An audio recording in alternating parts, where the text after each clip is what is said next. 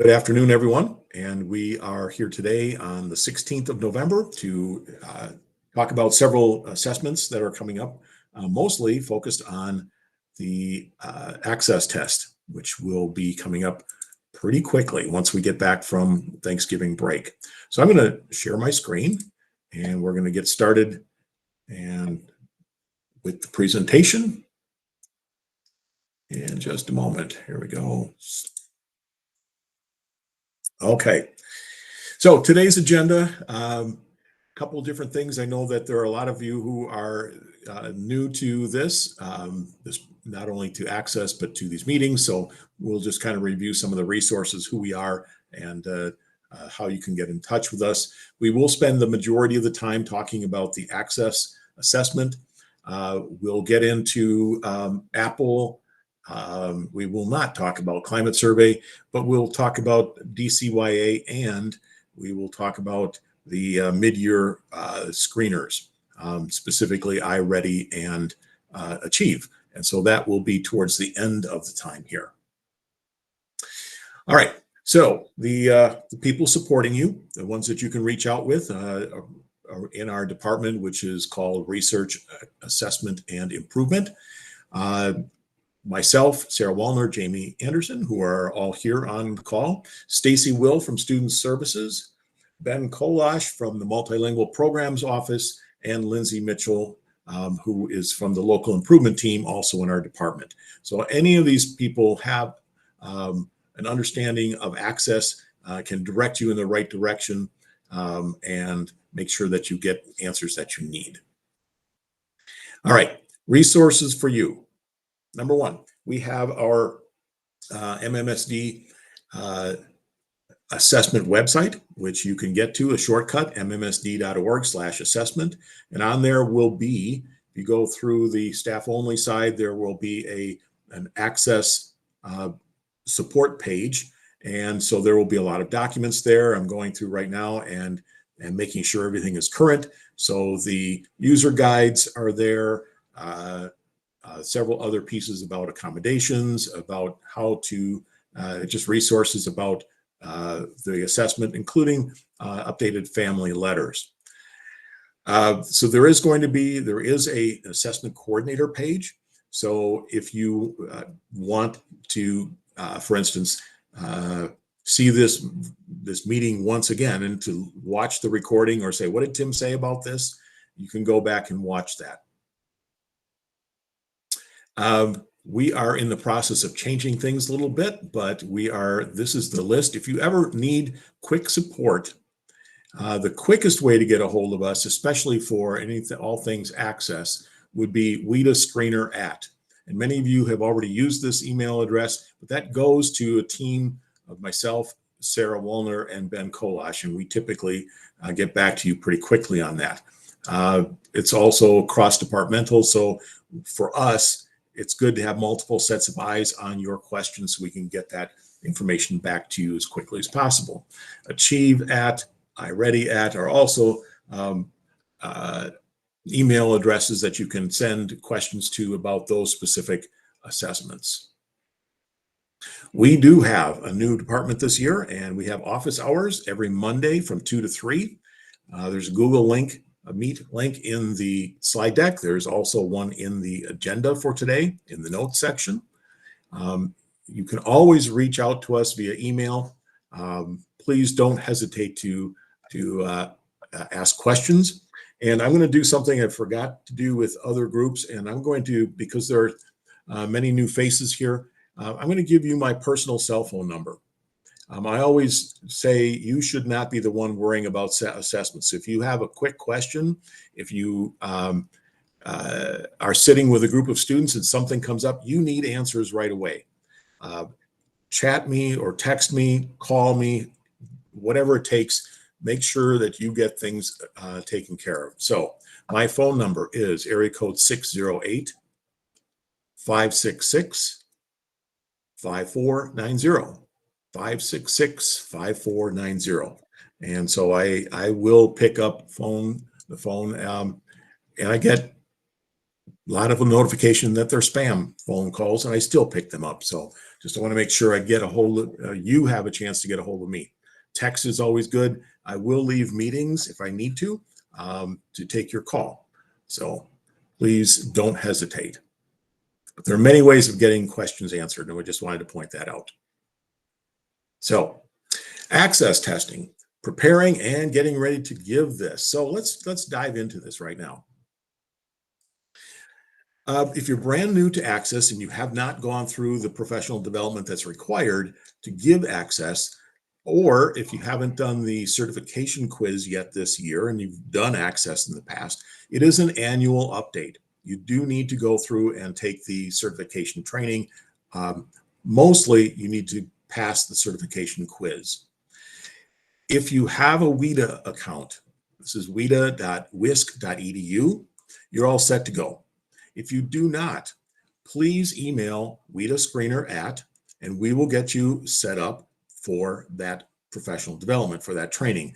And the document that's listed here, that's linked here, actually is a really good one because it says, here's what you need to do. For instance, there are 5 modules in the one section that you need to be looking at. You don't have to do all 5.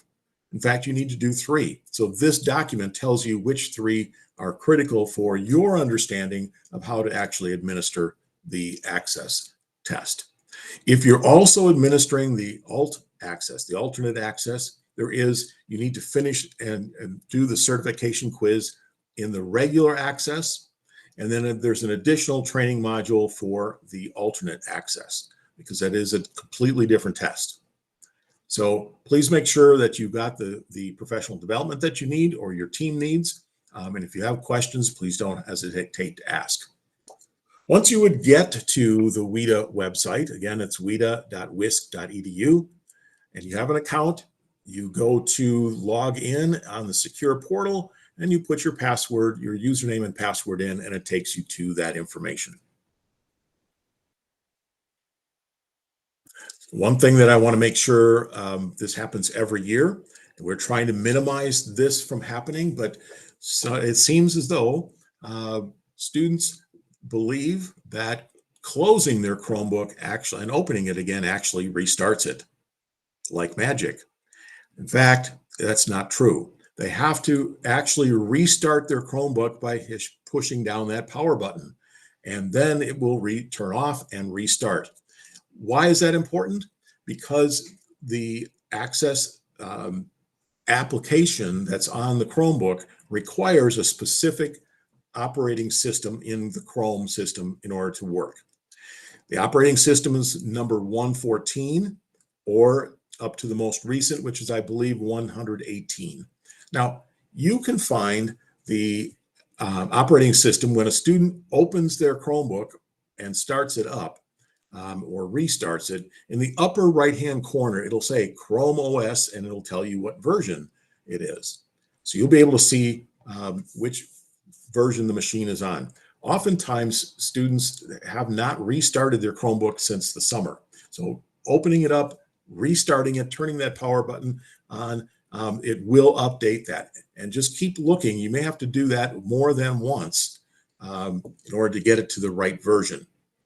My suggestion is start early. Next time you meet with students, just have them update it, because if it gets to 114, you're golden. Okay, that's one thing that you don't have to worry about as we go through this, is that you'll get a message that there's an error that it can't connect. Then that's everybody panics. It's like, well, what's going on? So please keep in mind that it does need to be, it depends upon what operating system the Chromebook is set at. All right, let's talk a little bit about the timeline for Access. So I first of all want to thank everyone for all the work you've done so far. Sarah Wallner sent you a list of students who are expected to take Access. And on that list was a number of students that had accommodations in OASIS, and just was double checking if there are any blank spots we needed to know. So Sarah is just finishing up the process of putting all of that information into the system behind what you see. So ensuring that all students get the accommodations that they need.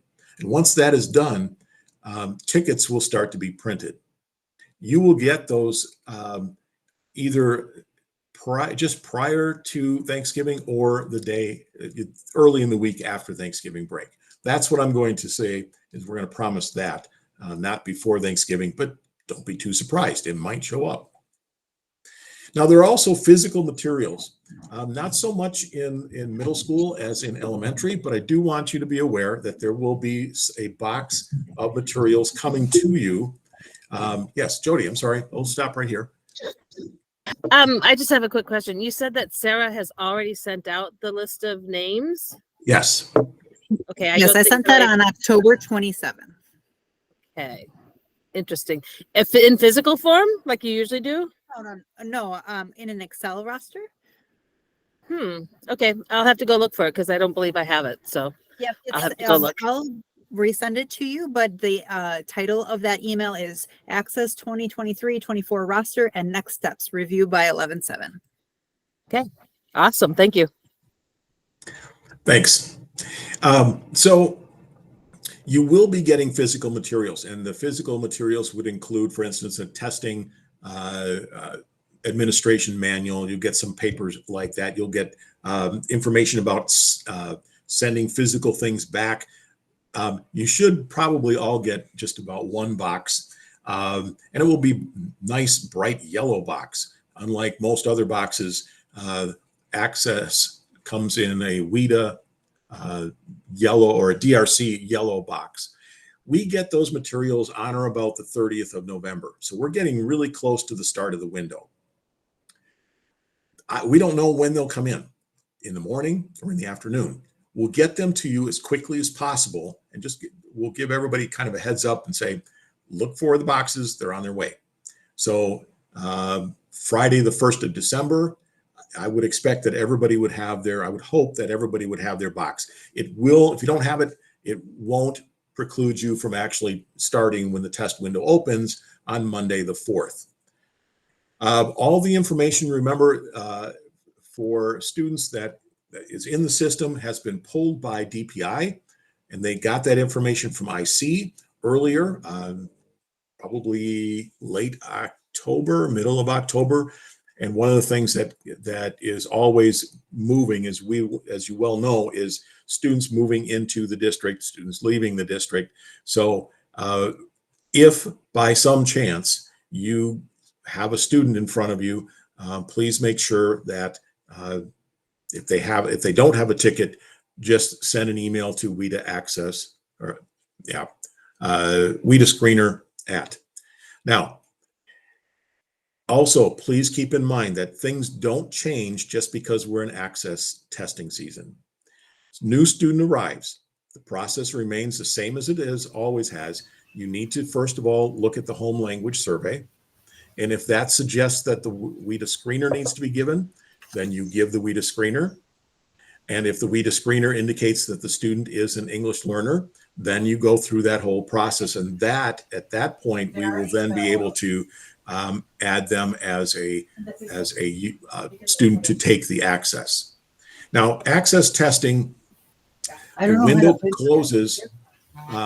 closes on the 26th of January. So right around the end time that the semester ends. I know what it's like.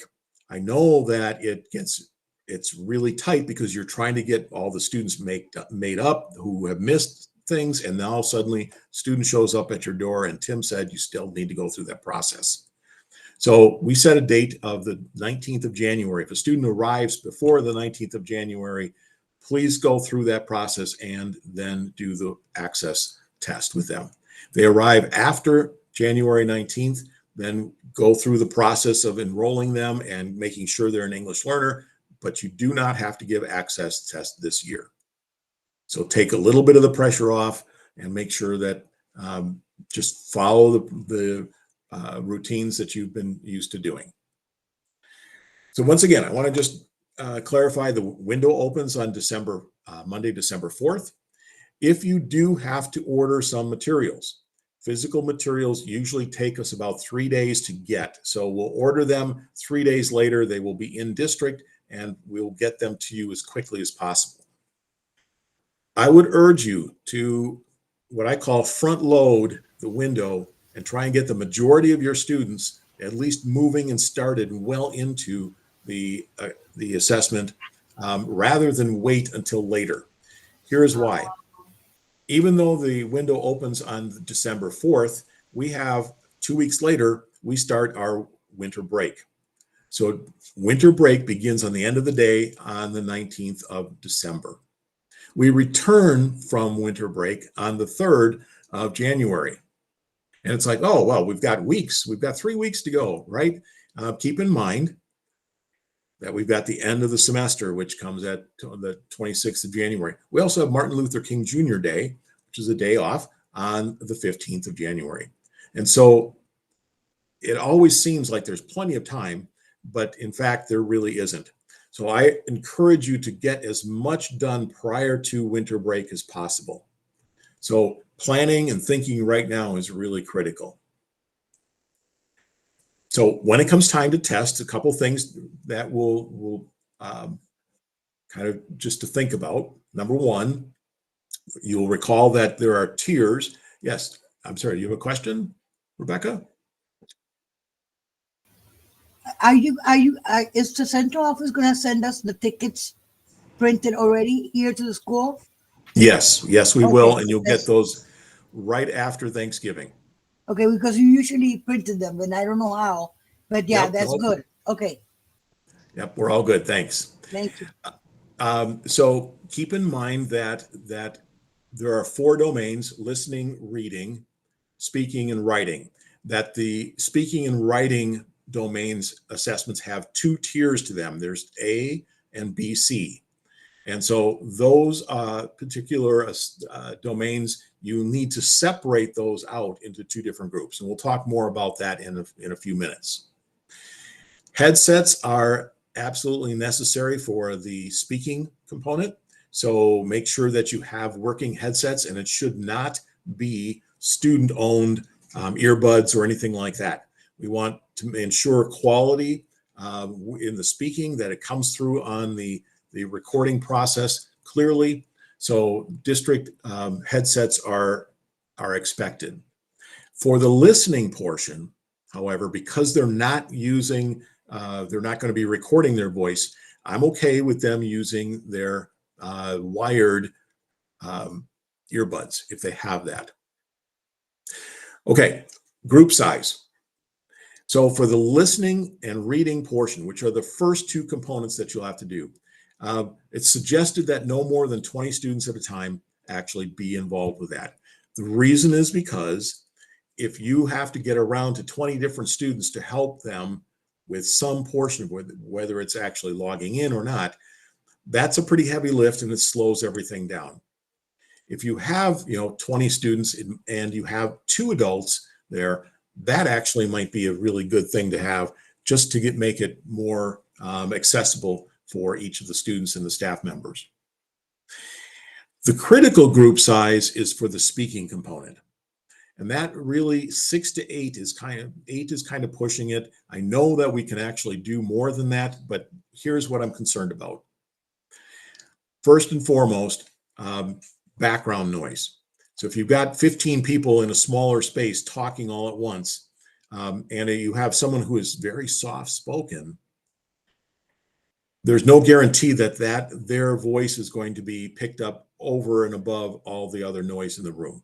So these headsets do a good job of picking up student voice, and I think they will. But again, I don't want to just leave that to chance. So 6 to 8 for speaking is probably the size that you want. And writing is going to be about 15 or so students for that. Again, that will be broken up into tiers, because tier A writing and tier B, C writing take different amounts of time.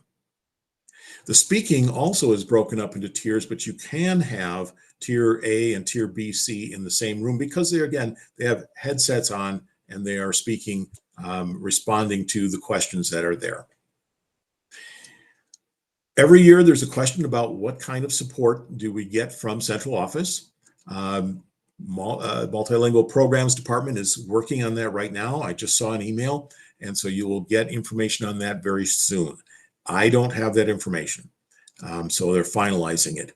If you have someone in mind that you would like to support you with being proctors, let Ben Kolash know, Jen Kluterman or Leah Cepeda-Vaughn know, and we'll work with HR to get that person in. Not saying that we can do that by the 4th of December, but it's really critical, especially for the speaking and writing portions. So if you have someone in mind and they are not a current MMSD employee, please let us know. We'll get that process started. All right. So Rebecca, thank you so much for the question on the tickets. This is what a ticket looks like. This is not, Kenneth, let me get back to your question after this slide. This is not actually a real ticket, but it just is a facsimile of one, but you'll see on the ticket the year, 23-24, what grade band the students are in, the student name, date of birth, so you can kind of double check on things. Then it will have information about that student. Now, it says registration name over on the side of this. The WIDA AMS platform has had a change. And so what used to be called test sessions are now called registrations. So just keep that in mind. Registration means session.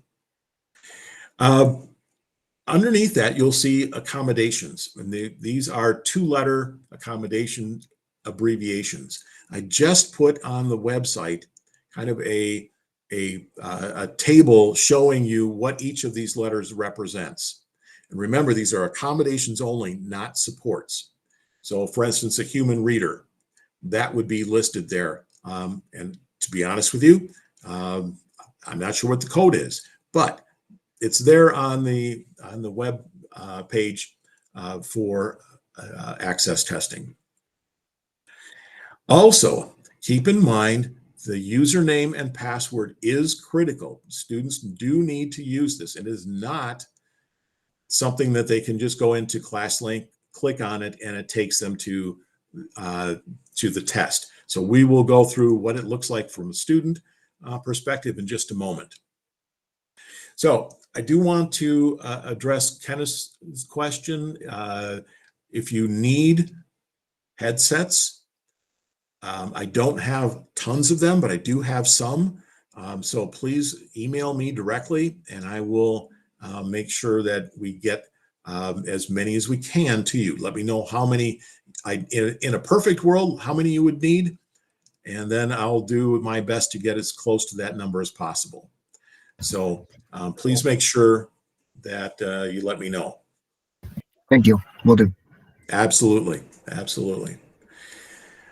Okay. What does it look like from a student perspective? When they open up their Chromebooks, if they are logged in currently as themselves, which they often are, they need to log out, because this is not a ClassLink icon. It's on that initial login page that they will need to go to the app menu, which is in the bottom left. Another thing that they should do when they're in this particular page is make sure that the volume on their Chromebook is set at a volume that they can hear things when they've got the headsets on. Once you're in the platform, there's no guarantee that you'll be able to change the volume. So just kind of a hint, make sure the volume is set at a level that works for the student before they log in. So when they get to their Chromebook, they pull up the apps menu. You'll see on the top of this, it says DRC Insight Online Assessments. Click on that. That takes you to a secure application that is really all set up for this test. Sometimes it goes to and gives you an option of a couple different tiles. One is WIDA, one might be Wisconsin.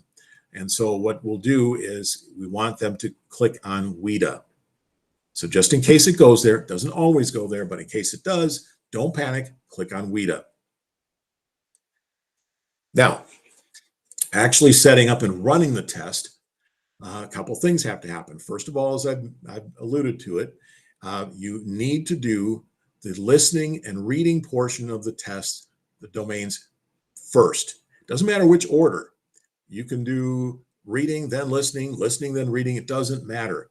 The reason is because that gets scored by the computer quickly. And that score then sets up what tier, A or B, C, the student will be at for the speaking and the writing portions. So you'll see on this, step 2 is once they've completed both of those sections, you need to go and you need to be able to find and go and get the tier placement report. That report then allows you to group students so that they are in the right group, especially for the writing. That's really critically important. It takes about, I'm told it takes about an hour. We have seen it come in, and some of you experienced that it comes in about 15 minutes. So don't schedule listening and reading, speaking and writing on the same day or back to back. You will need some time to reset things. Once you've got that tier placement report, you will need to then figure out what the speaking group and the writing groups are, and you set those up. Once that's completed, you're done with the assessment. Now for you, you have access to the WIDA AMS platform. And this is how you can do a couple different things, which I'm going to share with you. And then I'll also have some documentation on the website. So here's what the WIDA AMS landing page is. This is something that you have to have access given. If you don't have access to WIDA AMS, let us know. Email WIDA Screener and say, I need access. And then we'll get to that for you. This is a pretty it's a newly designed platform. So there are 9 tiles that are here. At the bottom, there are some resources and help resources, public test resources, etc. But also importantly, don't forget this application, My Applications menu at the top left. That is a really important piece as well. So I'm going to go through and actually talk you through how you would get to 3 different pieces of information on this platform. Now, I realize that in this kind of a setting, it's not necessarily conducive to everybody remembering saying, oh, I got it. So I will have a how-to document and a short video on each one of these on the website in the very near future, in the next couple days, definitely before you get started with the assessment on the 4th of December. The completion report is really important because it allows you to figure out how many students have yet to start testing, how many students are in progress, how many students have completed this, keeping in mind that there are 4 different domains. So each one is considered a test. A student will have records 4 different times. This has changed a little bit since we, again, with the redesign of the platform. So on the My Applications window, there is a section called Student Export, Transfers, and Validation. Doesn't sound like that's anything for you, but in fact, that's where you will find this information. When you click on that, if you follow this over to the left-hand side of the screen, you will get the Student Status Dashboard. You need to go select the state. Once that is processed, then it says, then you put in what site. So you need to say, well, I am at Cherokee. So you start putting Cherokee in there, and it will pull up your school name. It's the version, it's the option that's on the top most. Most of your schools will have many different buttons to select, and that's simply over time. However, click the one that's on the top. What will that do for you? That will do 2 things. Number 1, it will show you graphically where your school is at as far as the number of tests you're expected to give and how far you are. Keep in mind that the number might look pretty large for your school, but that's each student times 4. So that's what that is. If the color is red, it means the tests are not started. If it's green, it means completed. If it's blue, it's in progress. And if it's gray, it means they are not testing for some reason. For instance, if you have a student who has literally left the district, and since the data was pulled, and it is also noted in IC that they have moved, then you are no longer responsible for testing them, obviously. And there's a piece in there that turns gray. This will include the grade levels, it includes the domains, and grade levels, as well as the assessments itself. Here's the most important thing, in my opinion. If you scroll down a little bit, on the bottom of that page, it will have the students all listed here and their status. But you can export that information to a CSV or an Excel file. So clicking on that will get you a lot of information about who is completed. It'll allow you to sort and to figure out who is in progress and who has yet to test. In the past, people have asked me questions. Can you please let me know who has to test? And I can do this pretty quickly. I also send out reminders as we get closer and closer to the end. This is the spot that I come to for your information for your school. So please don't hesitate to use this. So that's completion reports, item number 1. You'll remember that just a moment ago, I was talking about you have to get the tier placement report after listening and reading. So how do you do that? Here we go. You click on, this is back out, as if you just logged in, the landing page for WIDA AMS. Click on Manage Test Sessions or Registrations. By clicking on that, it will allow you to, first of all, take a tour. Boy, aren't we lucky.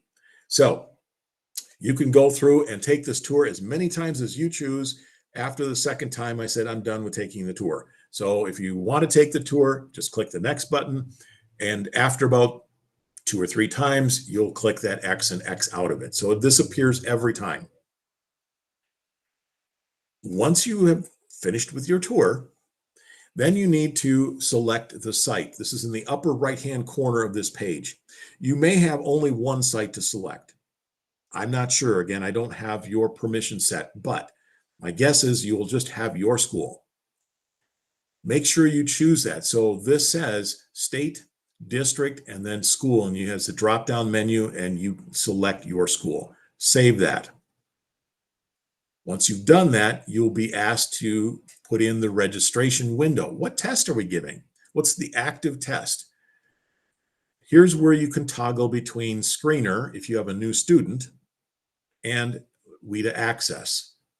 So here is the Access test. Choose that. And then you will be able to get, for your school and this particular assessment, you will get all the registration names.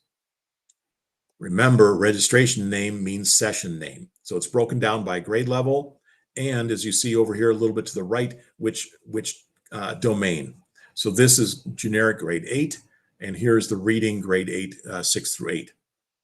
Once you're at this point, you can either click on a single box or click them all. But if you click then on Export Details, Export Details will get you information about that looks something like this. Now I've cleared out student information, so it's a little bit messy, but you will get an Excel spreadsheet that will have the session, the student name, their login information, and their writing tier and speaking tier. So this particular one in the red circle, of course, has nothing because these students have not begun the test, but it will say A or BC.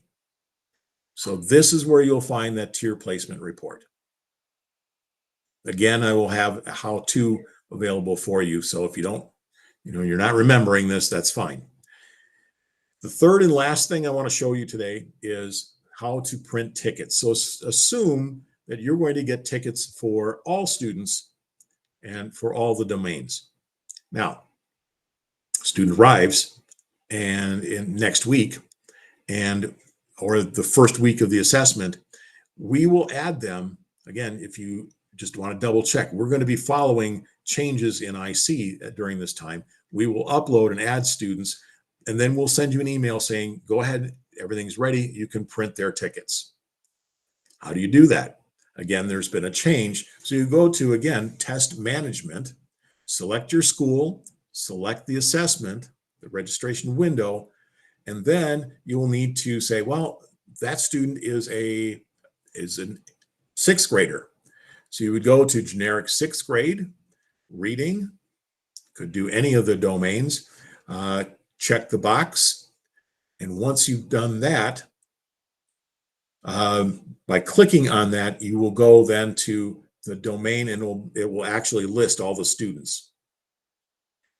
You can print all the tickets, but that's going to get you several sheets of paper. And really, if you're only looking for one student, the best thing to do would be go to the student list, which is right here next to details. Click on that, and then it will list all the students, and each one will have a little checkbox in front of them. Click the box, print the ticket, and you're done. Again, I will share this with you in a way that you can go back and review this anytime when this is actually in front of you. Okay, so we've done three things. We've got the tier placement, we've got printing student tickets, and the completion reports. So those are big pieces of the management side of taking this test. And there's always some questions. So again, the professional development is really important. That tells you what you have to do in order to give the test. The student login is important. Again, keeping the Chromebooks up to date, going to the app, having the tickets, and making sure that if a student is supposed to get accommodations, that they do. If you know a student is supposed to get an accommodation, or there has been a change in an IEP, don't start testing, because once the student begins, we cannot get rid of that particular piece. And so make sure that you let us know prior to the student testing that there's been a change. Always a question about who actually takes the access test. And what about students who are at Madison Promise, for example? This could be for multiple different settings, but Madison Promise is just the one I chose. So the expectation by the state and federal government is that all English learner students will be tested, period. This test can only be done in person. It cannot be done online over distance. So for instance, a Madison Promise student who, for reasons that is important to that family, has chosen that particular method of instruction, they have to come to a physical location and have a physical proctor present from the district in order to actually take this particular assessment.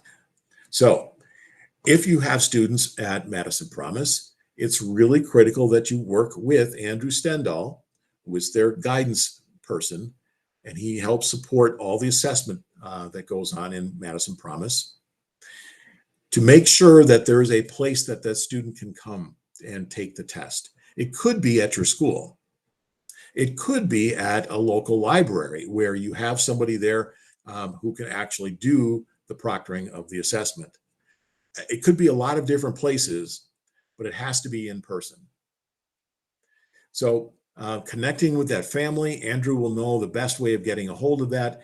The roster, how do you know who is a Madison Promise student? So the rosters that were sent out, that Sarah sent out to you with information about accommodations, also has a column in it that has, I think it, here I go, Sarah. I think it's roster notes or something along those lines. And it will list whether or not, what's that? I'm sorry? It's fine. I was just gonna say it's on the slide here. It's programming notes, but Programming notes. yes. Okay. So I stand corrected. Programming notes will have a list of those students, will say this student is a Madison Promise student. If you don't have anybody and you don't see that, you do not have any students in a virtual setting. This is also true for other settings. Thank you, Jody. true for other settings that a student might be in to support their learning.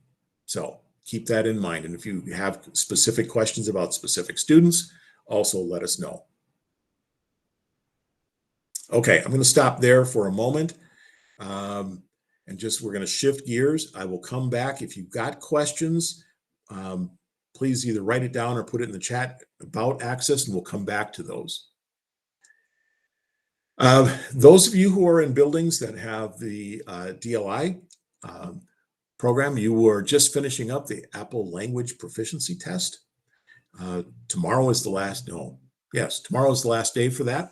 If there are some concerns about not getting this done, please let me know, because we can go a little bit longer, as this window is set by the district and not by the state. Whereas Access testing ends on January 26th, and that's it. We can have a little bit of leeway in our Apple testing. So once again, October 30th was the beginning of that. November 17th, tomorrow, is the end of that. I will be sending out reports.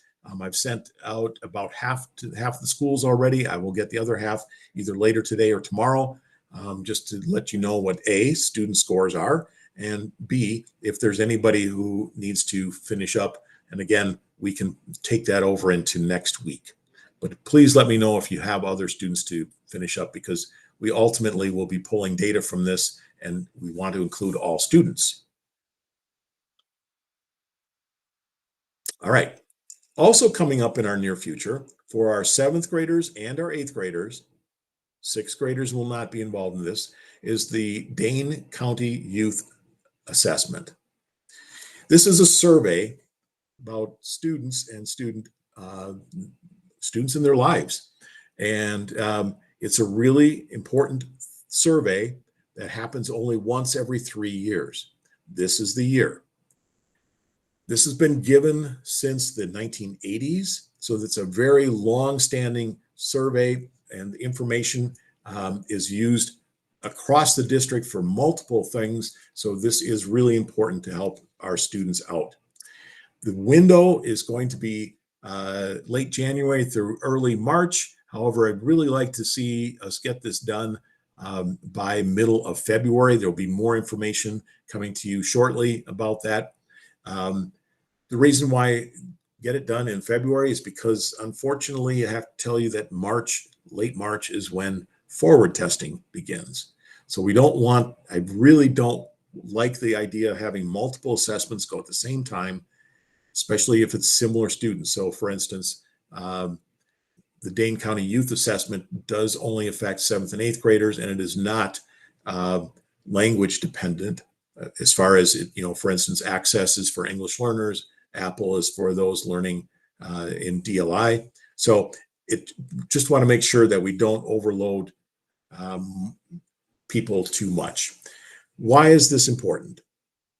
Just last year, the district received over $1.1 million in grants to help your students. This goes to every school. The data is being used to make applications. I can't tell you how many millions of dollars that the district has received in funding to support students since the inception of the Dane County Youth Assessment. But I can tell you that there's also several $1 million of grants in the works right now that this will be using this data. So it really is important that students are able to tell us how they're doing, what they're thinking, and about their lives. So this is going to be, there'll be more information from the district team coming out as far as when and where, what time of the school day will be expected for, especially for middle schoolers. We're trying to pull this together with another time, so it's not just you lose class time piece. So that's DCYA. Now, on the horizon, winter screeners. Winter screeners are really important. Now, I realize that iReady and Achieve are optional. However, they're designed to really help students out and to help this whole process by having a mid-year check. So if you haven't already decided what you're going to do as a school, I would really urge you to opt in. And I know trust me, I understand. I don't like adding more assessments, but these are critical pieces to the learning process for you as staff members to understand where students are at, and especially in middle school, to let them understand where they're at. So there is going to be a form, and I think that we'll put it in the notes. Otherwise, I will be emailing you. It has gone out in the administrative bulletin. It will be in the Weekly Word. I believe that comes out tomorrow. And so if you choose to do this as a school, please let us know. iReady and Achieve will not allow you to, let's put it this way. I have to set the dates. I have to kind of turn this on for you. And I don't want to turn on the assessment until you're ready for it. So for instance, the window is the 11th of January. No, excuse me, the 11th of December through the 19th of January. Yes, it overlaps with Access. That is the window. And I need to know, for instance, if your ELA teachers, your English teachers are saying, you know what, we're going to start on the 11th, or we're going to start on the 18th, or we're going to start on the, we're going to do Achieve level set when we get back from winter break. If you don't tell me that, and I set you up to start on the 11th of December, that's where the stop is, and students will have to do level set rather than their articles before they can continue moving.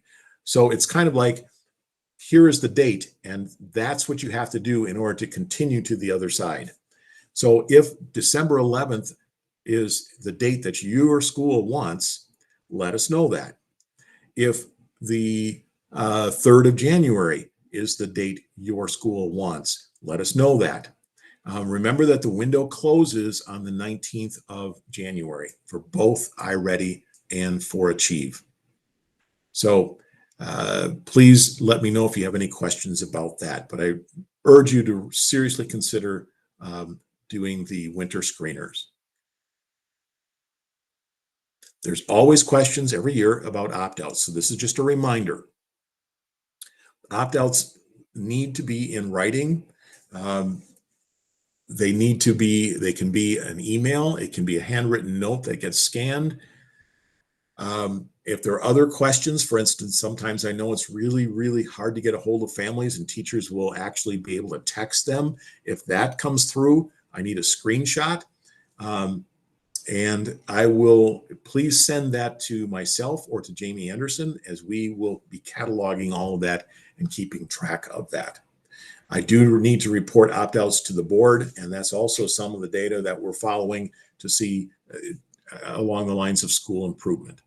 So that is important. I saw a question in the chat, so let's see. Can the start date for winter screeners come after the 19th? Great question. Please let me know what, I mean, we're coming at the end of the semester. Classes change, course numbers change, course codes change, and that is a real, that's a really critical time. So if you want to do it after the 19th of January, let's have a serious conversation about when and how that will roll. The 26th of January at the end of the semester is a really, like, that's almost like a brick wall, because it would mean completely changing over all your students within courses. And I can tell you that that is a moment in time that's ripe for things to go wrong. I don't want that. I want smooth administration for you and your students. So again, I'm not going to say absolutely no, but please, let's have a further conversation about that, okay? All right. Absolutely. Thanks, and I appreciate your being able to being open to a conversation. So I'm going to stop presenting, and see if there are any, as I'm still recording, seeing if there are any questions for the group that might be critical for our conversation today. If not, I will stop recording in just a moment, and then we'll open it up for other questions.